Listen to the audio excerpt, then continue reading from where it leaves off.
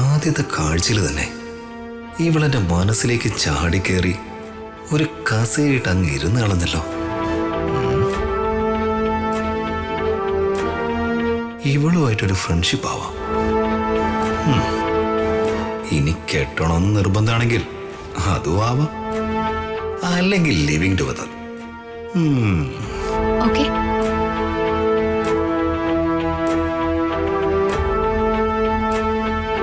Good morning sir.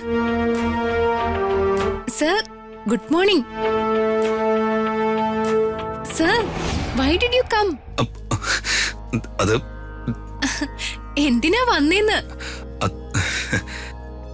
എന്നെ മനസ്സിലായല്ലോ, ഞാൻ മിനിസ്റ്റർ പ്രതാപവർമ്മയുടെ. അറിയാം സർ.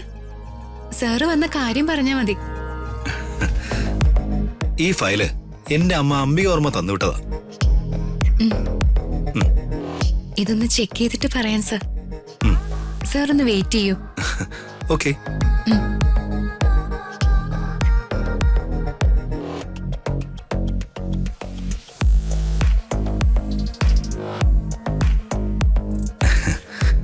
ഇവളിവിടെ ഉണ്ടെങ്കിൽ എത്ര ദിവസം വെയിറ്റ് ചെയ്യാനും ഞാൻ തയ്യാറാ.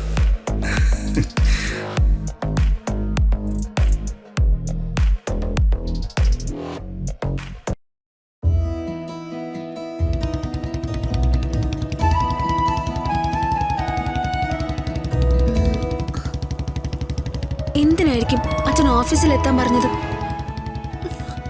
എനിക്കൊന്നും മനസ്സിലാവുന്നില്ല. ഇങ്ങനെ ടെൻഷൻ അടിക്കാതെ മാഡം. മറ്റാരും അല്ലല്ലോ വിളിച്ചിരിക്കുന്നത്, മാഡത്തിന്റെ അച്ഛൻ തന്നെയല്ലേ. എന്തേലും നിർദ്ദേശങ്ങൾ പറയാനായിരിക്കും, അല്ലെങ്കിൽ ഉപദേശിക്കാൻ. അച്ഛൻ മകളെ വിളിച്ചതിന് ഇത്രയ്ക്ക് ടെൻഷൻ ആവേണ്ട കാര്യമൊന്നുമില്ല. മതി രാജുന്റെ ഉപദേശം. എനിക്ക് രാജുന്റെ ഉപദേശം ഒന്നും കേൾക്കണ്ട. ഞാൻ ഉപദേശമല്ല മാഡം, കാര്യം പറഞ്ഞത്. എനിക്ക് രാജു പറയുന്ന കാര്യം കേൾക്കണ്ട. ആഹാ, ബൈക്കിന്റെ പുറകിലിരുന്ന് ഓരോന്ന് പറയുന്ന കേട്ടിട്ടേ മിണ്ടാതിരിക്കാനും പറ്റില്ല. അതുകൊണ്ട് ഓരോന്ന് പറഞ്ഞു പോകുന്നതാ. ഇതിന്റെ പുറകിൽ ഇരുന്നാലല്ലേ കുഴപ്പമുള്ളൂ. ഞാൻ ഇരിക്കുന്നില്ല. രാജു വണ്ടി നിർത്ത്. ഞാൻ വല്ല ഓട്ടോയ്ക്കോ ടാക്സിക്കോ പൊയ്ക്കോളാം. രാജുനോടല്ലേ ബൈക്ക് നിർത്താൻ പറഞ്ഞേ? ഞാൻ മാഡത്തെ പെരുവഴിയിലൊന്നും ഇറക്കി വിടില്ല. പെരുവഴിയിൽ ഇറക്കി വിട്ടാലേ അലഞ്ഞു തിരിയാൻ ഞാൻ ഇല്ല കുട്ടിയൊന്നും അല്ല. കല്യാണം കഴിക്കുന്നതിന് മുമ്പും ഞാൻ അങ്ങനെ ഇറക്കി വിട്ടിട്ടില്ല. അത് അന്ന്. ഇപ്പൊ കല്യാണം കഴിച്ചതോടെ ആളങ്ങ് മാറിപ്പോയില്ലേ. ആവശ്യമില്ലാത്ത ഭാരം എടുത്ത് തലയിൽ വെച്ച് ആളൊരു ത്യാഗിയായി. വെറുതെ ചൊറിഞ്ഞോണ്ടിരിക്കുക. എന്താ ഇതെന്താ തന്നെ തന്നെ പറഞ്ഞ് ദേഷ്യം തീർക്കാണോ? ക്ലിയർ ആയിട്ട് പറ, ഞാൻ കൂടി കേക്കട്ടെ. ഒന്നുമില്ല മാഡം. ഉണ്ട്. രാജു എന്നെ കുറിച്ചാ പറയുന്നത്, അത് ഞാനും കൂടി കേക്കട്ടെ. മാഡം, ഇത്ര അഹങ്കാരം പാടില്ല.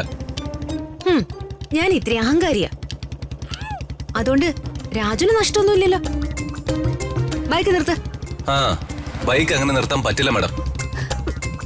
ഞാൻ ചാടുവേ. ചാടിയാ കയ്യും കാലും ഓടിയും, അത്ര തന്നെ.